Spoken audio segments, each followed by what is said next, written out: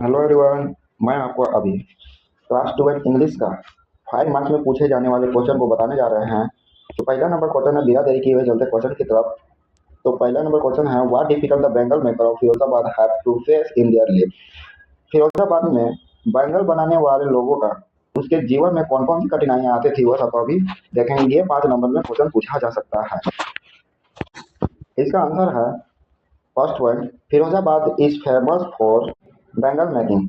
इसमें कहा फिरोजाबाद जो है वो फेमस है बैंगल मेकिंग के लिए। दूसरा पॉइंट है, everywhere in house, yard, street and street there are spiral bangle. There are in colour sunny gold, paddy green, royal blue, pink, purple, red and all colour of rainbow. इसमें बोला है कि गली हो, यार्ड हो, street हो, हर जगह spiral bangle आपको देखने को मिलेगा। जिसमें कौन कौन सा कलर होगा, तो उसमें रहेगा कलर सैनी गोल्ड रहेगा, पैडी ग्रीन रहेगा, रॉयल ब्लू रहेगा, पिंक रहेगा, पर्पल रहेगा, रेड रहेगा, all type of rainbow colour भी वहां देखने को मिलेगा। इसके बाद आता है तीसरा पॉइंट में क्या बोलता है। तीसरा पॉइंट में कहना क्या चाह रहा है कि the life of bangle maker are full of hardship and obstacle, this obstacle force them to lead a life of poverty. बोल रहा है कि ये जो बैंगल मेकअप मेकर है उन लोग का जीवन बहुत कठिनाइयां हैं और वो बहुत हार्डशिप है, कठिनाइयां हैं। इसके बाद आते हैं चौथा पॉइंट में बोलता है कि Firozabad centre of Indian glass blowing industry. Firozabad किसका सेंटर है, तो इंडियन ग्लास ब्लोइंग इंडस्ट्री का सेंटर है फिरोजाबाद। इसके बाद अगला point, over 20,000 children were illegally in the glass furnace with high temperature. 20,000 बच्चे वहां पर क्या करते हैं, इलीगली काम करते हैं ग्लास फैक्ट्री में, जो जिसमें बहुत हाई टेम्परेचर रहता है। The factory are sticking less with garbage.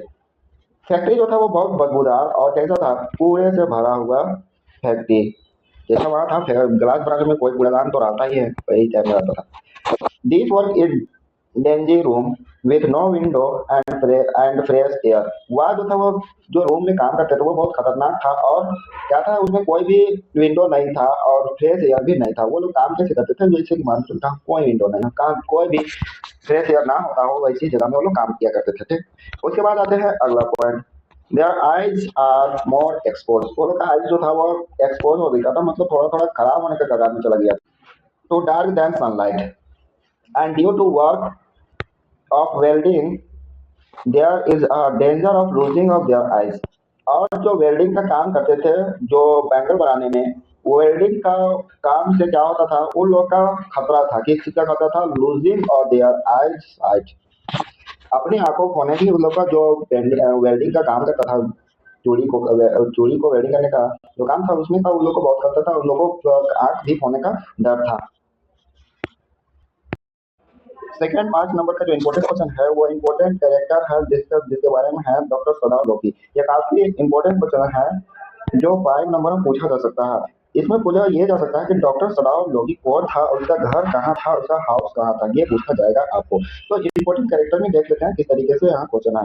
तो सबसे पहला पॉइंट यह है कि डॉक्टर सदाव लोकी। तो डॉक्टर सदाव लोकी एक जो था वो साइंटिस्ट था और सर्जन था। ठीक, सबसे पहला पॉइंट में क्या है, डॉक्टर सदाव लोकी के बारे में नाम लिखा हुआ है, डॉक्टर सदाव का जो पूरा नाम था वो डॉक्टर सदाव लोकी था। दूसरा पॉइंट है, the house on the Japanese coast.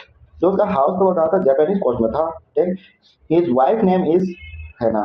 So wife का क्या नाम था, हैना नाम था। ठीक, उसके बाद आते हैं अगला पॉइंट में, the सदाव Loki was also surgeon and scientist. Actually थोड़ा मिस्टेक है स्पेलिंग देखने में, ऊपर लिखा हुआ है सर्जन एंड साइंटिस्ट था। ठीक, उसके बाद आते हैं अगला point, he went to America at age of 22 to learn surgery and medicine. At the age of 30 he come back to Japan. उन्होंने क्या किया था, 22 साल की उम्र में वह गया था सर्जन और साइंटिस्ट का पढ़ाई करने के लिए। कहाँ गया था, तो अमेरिका गया था।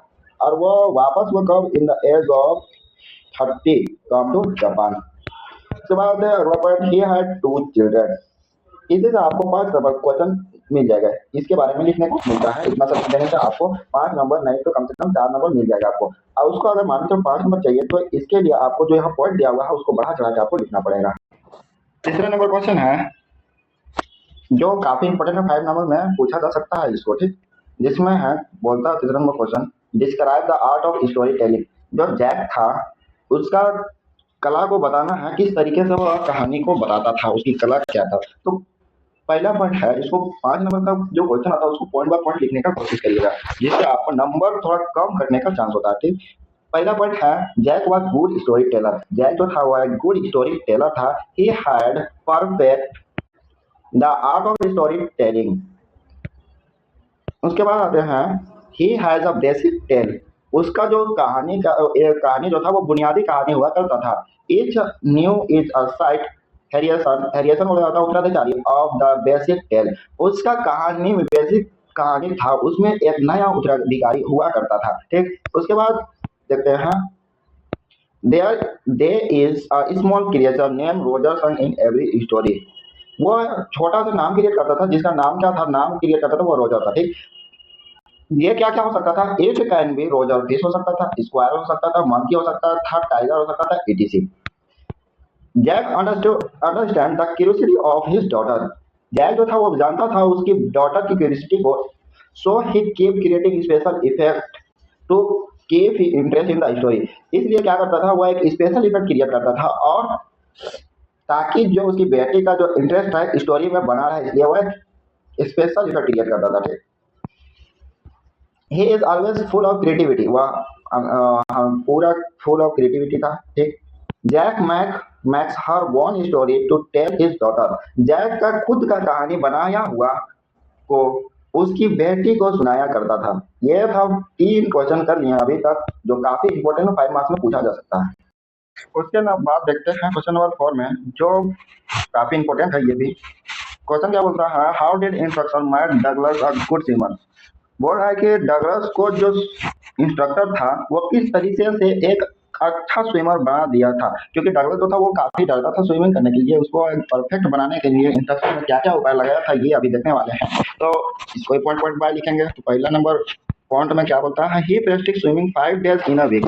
जो डगलस था वो हफ्ते में 5 दिन स्विमिंग का प्रेस्टिक किया करता था। ठीक, the instructor put a belt around him. जब डगलस जो था वह पानी में जाता था, इंस्ट्रक्टर क्या करता था, बेल्ट को डगलस के चारों तरफ बांध दिया करता था। ठीक, उसके बाद आता है अगला point, the rope attach to the belt went through the pulley. अब जो बेल्ट को अटैच करता था डगलस में, उसको एक पुली से पार कर देता था। अगला पॉइंट है, इट वाज फॉर 3 मंथ। ये कितने महीने के लिए था ट्रेनिंग, इंस्ट्रक्टर कितना दिन उसको ट्रेनिंग कराया था, 3 महीने तक कराया था। ठीक, उसके बाद आते हैं अगला point, then he thought the narrator how to put his face under the water. सबसे पहले उन्हें बताता था कि नरेटर बताता कि how to put his face under the water exact, face को पानी में डुबा के सांस कैसे लेना है सबसे पहले बताया। उसके बाद बताता है कि and then he learn how to rise his nose and inhale. उसके बाद कैसे अपने नाक को निकालना है और सांस को इनहेल करना है, उसमें उसे पहले पॉइंट में एक्सेल करना था, सांस को छोड़ना था। ही रिपीट दिस एक्सरसाइज 100 टाइम। ये एक्सरसाइज कितने समय करता था, तो 100 समय करता था, 100 टाइम करता था। उसके बाद अगला क्वेश्चन है, नेक्स्ट द नरेटर था, बताता है कि how to kick his leg, कैसे अपना पैर को चलाना है। और ये जो ट्रेनिंग था वो कितने दिन का था, तो 4 वीक के लिए था। अगला पॉइंट देखते हैं, his leg refuse to work what he could command. उसका जो था रिफ्यूज करता था, काम करना बंद करता था, फिर भी इंस्ट्रक्टर क्या करता था, उसको कमांड देते रहता था। लास्ट पॉइंट है, at last he made Douglas a good swimmer. इसी तरीके से अपना के क्या किया था, डगलस को एक अच्छा स्विमर बना दिया था। तो यही जो क्वेश्चन है उसको पूरे का पूरा हिंदी में सुनिए। बताते हैं, तो पहला पॉइंट क्या बोलता है कि जो स्विमर था वो हफ्ते में 5 दिन प्रेस्टिक करता था। दूसरा बोलता है जो स्विमर था उसके चारों तरफ बेल्ट बांध दिया करता था। तीसरा पॉइंट में था कि वो जो बेल्ट अटैच करता था उसको एक पुल्ली से पार कर देता था। ठीक, उसके बाद अगला पॉइंट है, ही वाज ये जो था वो ट्रेनिंग चल रहा था, वो 3 मंथ के लिए चलता, 3 मंथ से चल रहा था। ठीक, अगला पॉइंट है, then he thought the narrator. सबसे पहले बताता है कि किस तरीके से अपना फेस को डुबाना है और किस तरीके से एक्सेल करना है, सांस को छोड़ना है। इस तरीके से पहला पॉइंट ये बताया। दूसरा बताता है कि कैसे उसका अपना नोज को निकालना है और इनहेल करना है, सांस को कैसे अंदर खींचना है। ये जो रिपीट करता था एक्सरसाइज को 100 टाइम कराता था। अगला पॉइंट में बोलता है, नेक्स्ट द इंस्ट्रक्टर बताता था कि कैसे उसको पैर को चलाना है, और ये जो पैर चलाने वाला काम था वो 4 वीक तक किया था। ठीक, उसके बाद उसका जो पैर था वो रिफ्यूज करता था, वो काम करना बंद करता था, फिर भी जो इंस्ट्रक्टर था वो कमांड देते रहता था, तुम करो करो बोल के। लास्ट में ये बताया है कि डगलस जो था एक अच्छा सुबह यही रास्ते में बन गया। तो ये फाइनली ये काफी इंपॉर्टेंट है, 5 नंबर का क्वेश्चन मैं जो अभी बता दिया आपको। 4 क्वेश्चन पिछले हो गया है, अब देखते हैं 5वां नंबर क्वेश्चन। 5वां नंबर क्वेश्चन में क्या बोलता है, ये काफी इंपॉर्टेंट है, अगर देखो ये बोर्ड एग्जाम में पूछा जाएगा। जिसमें क्वेश्चन जो क्या बोला देखो, why Champaran episode was turning point in Gandhi ji life. ये इंडिगो चैप्टर से लिया गया है, जो काफी इंपॉर्टेंट 5 नंबर के लिए, जिसमें जो चंपारण का जो एपिसोड था महात्मा गांधी के जीवन में कैसे वो टर्निंग पॉइंट था। तो इसका आंसर कैसे देखते हैं क्या है। जो Gandhi ji come to Champaran to injustice in the landlord system. Gandhi ji Champaran किस लिए आए थे, इनजस्टिस इन लैंडलॉर्ड सिस्टम के अगेंस्ट में गांधी जी चंपारण पहुंचे। Most of the land in Champaran, बहुत सारे जितने भी लैंड है और चंपारण में डिवाइडेड टू ई स्टेट्स, जितने भी लैंड है वो जो कई भागों में टूटे हुए थे। जिसका मालिक कौन था, वोन by English man who kept, जिसका मालिक जो इंग्लिश मैन था, अंग्रेज था, जो उनको वो लोग अपने पास रखे हुए थे। Indian farmer we are grow to indigo. Indian farmer क्या बढ़ाते थे, इंडिगो की खेती किया करते थे, इंडिगो बढ़ाया करते थे। The Indian farmer we are share cropper. Indian farmer जो थे वो क्या थे, एक शेयर क्रॉपर थे and had to surrender 50% indigo crop to Britisher. इसलिए क्या करते थे कि शेयर क्रॉपर थे, इसलिए 15% जो इंडिगो खेती करते थे उसका 15% ब्रिटिशर लोग को अलग दे देते थे। ठीक, उसके बाद आफ्टर सर्च की इंडिगो डेवलप, जब मशीनरी वाला जो इंडिगो था वो डेवलप हुआ तो लोगों का तो काम नहीं होने लगा, मशीन से होने लगा जितना भी काम था। तो उस समय क्या, the English man obtain agreement from the farmer to pay competition. उस समय जो अंग्रेज था उन लोगों ने फार्मर लोग से एग्रीमेंट कराया कि उन लोगों को क्या करना है, कॉम्पिटिशन पे करना है, मुआवजा पे करना है वो लोग को। बहुत many refuse to sign and other wanted their money back. बहुत सारे ने क्या किया कि अपना जो साइन करने से रिफ्यूज कर दिया और बहुत सारे ने चाहा कि अपना पैसा वापस ले, money back. At this point Gandhi ji arrive in Japan. इस पॉइंट पे गांधी जी चंपारण पहुंचे with an aim to free the farmer. किस लिए, एक एम लेकर आए थे फार्मर लोग को बचाने के लिए। He collect all the fact, जितने भी फैक्ट है उसको कलेक्ट किया, submit to commissioner who bullet him, और कमिश्नर को जमा किया। जो उसको पहले जब गांधी आए थे और उसको जो कमिश्नर था वो धमकाया था, उसी को क्या किया, जमा कर दिया, पूरे डॉक्यूमेंट जो था फैक्ट था सबको जमा कर दिया। He last he did not leave, वो आखिरी वक्त तक नहीं छोड़े, और and secure justice for farmer, और फार्मर को न्याय दिलाकर ही माने वहां पर चंपारण में। इसी मोड़ पे गांधी जी का लाइफ बदला था। तो ये था काफी इंपॉर्टेंट क्वेश्चन था, जो जैक बोर्ड के लिए मोस्ट इंपॉर्टेंट क्वेश्चन बोल सकते हैं इसको। तो इसमें अगर हिंदी में सुनना है तो सुन लीजिए पहले क्या बोलना चाह रहा है, मतलब हिंदी में सुनिए। गांधी जी चंपारण आए थे against the industry of land system, ये तो पक्का है। बहुत सारे जो लैंड चंपारण में कई भागों में टूटा हुआ था, जिसका मालिक जो था ना वो इंग्लिश मैन थे, जो उन लोगों को लगा हुआ था। जो इंडियन फार्मर थे वो इंडिगो फार्मर की खेती को उगाते थे। इंडिगो क्या होता है, नील की खेती होता है। ये जो फार्मर थे इंडियन फार्मर, वो एक शेयर क्रॉपर थे, इसलिए 15% जो इंडिगो फसल हुआ करता था ब्रिटिशर लोग को दिया करते थे।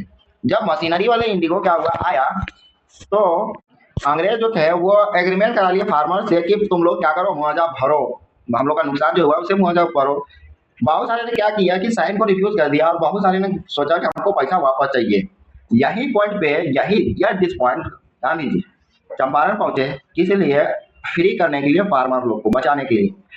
उन्होंने जितने भी फैक्ट थे उसको कलेक्ट किया और कमिश्नर को दिया, जो उसको जब चंपारण आए थे धमकाया था, कमिश्नर उसी की जमा कर दिया पूरे फैक्ट को। उन्होंने लास्ट तक उस जगह को नहीं छोड़ा और फार्मर लोग को पूरा न्याय दिला के ही माने। 5 क्वेश्चन हो गया, अब देखते हैं 6वां नंबर क्वेश्चन, जो इम्पोर्टेंट कैरेक्टर स्केच है, जो पैडल के बारे में लिया गया है। इसमें क्या बोलता है कि क्वेश्चन है, कहना क्या चाहता है। 5 क्वेश्चन हो गया, अब देखते हैं 6वां नंबर क्वेश्चन में जो इम्पोर्टेंट कैरेक्टर है, जो पैडलर के बारे में लिया गया है, दो character sketch of peddler. Peddler के बारे में बताना है, क्या क्या बारे है उसको, उसके बारे में क्या क्या दिया गया उसको बताना है। तो सबसे पहले बताना है कि he is man character in the story. Man character है स्टोरी में, मैन कैरेक्टर है, ठीक। ही वाज अ बेगर, एक भिखारी है। रेड है सेलर, चुड़ैलानी बेचने वाला है तो सेलर है। लॉन्ली मैन, अकेला मैन था। ए वेगा बॉन्ड, एक वेगा बॉन्ड था, आवारा बोल सकते हो उसको। अगला point, he was no house, उसके पास कोई घर नहीं था। He was no one his family, उसके घर में भी कोई लोग नहीं थे। His cheek were sunk up and hunger glamed it, उसका जो गाल था वो सिकड़ा हुआ और अंदर से अंदर घुसा हुआ था। उसका सिकड़ा हुआ गाल था और आइज जो था वो अंदर से घुसा हुआ था। Peddler character in draw with the sympathy and understanding, जो पेडलर का कैरेक्टर बताया गया वो सहानुभूति और समझदार पे बताया गया है। He respected human weakness and virtue. He represents है human weakness and virtue, human का कमजोरी और उसके गुण को रिप्रेजेंट करता है। अगला पॉइंट है he is the product of situation he made beggar and thief, वो सिचुएशन का प्रोडक्ट है, मतलब उसके अधीन था करता था। सिचुएशन का अधीन भाव क्या करता था, वह बाद में क्या बनता था, ही मैड बेगर एंड थिप, वह सिचुएशन के हिसाब से वह एक बेगर बना था और चोरी करना भी शुरू कर दिया था। The initial goodness in him and awakened through love and a starting of Adela. अडेला के प्यार और समझ से उसमें आवश्यक अच्छाई जागृत होती है। Peddler is witty and pretty and humanity, peddler जो था वह चालाक, प्रिटी एंड मजाकिया व्यक्ति था। उसके बाद अगला point, he knows how to deal with man and tricky situation, वह जानता था लोगों से किस तरीके से डील करना है और गंभीर सिचुएशन का किस तरीके से झेलना है, उसको वो पेडलर सब जानता था। 6 क्वेश्चन हो गया। अब 7वां क्वेश्चन देखते हैं जो काफी इंपॉर्टेंट है। How does mister Lamb combine dairy, ये काफी इंपॉर्टेंट क्वेश्चन है, तो इसका आंसर क्या हो जाएगा देखते हैं। Dairy has negative attitude toward life, dairy का जीवन में जो था ना वो नेगेटिव एटीट्यूड, हमेशा नेगेटिव बात सुनते रहता था। He was a reserved person, बंद कमरे में रहने वाला व्यक्ति था और did not like to mix with people, he always think that he was ugliest person, किसी के साथ नहीं मिला करता था और हमेशा सोचता था कि उससे दुनिया का सबसे खूबसूरत व्यक्ति है। He is deficient young man, विद्रोह स्वभाव का युवा था और हर चीज से इनकार करता था। With a true on their face, he run away from the people. जब वो लोगों को सामने आते देखता था तो वो क्या करता था कि लोगों से दूर भागता था।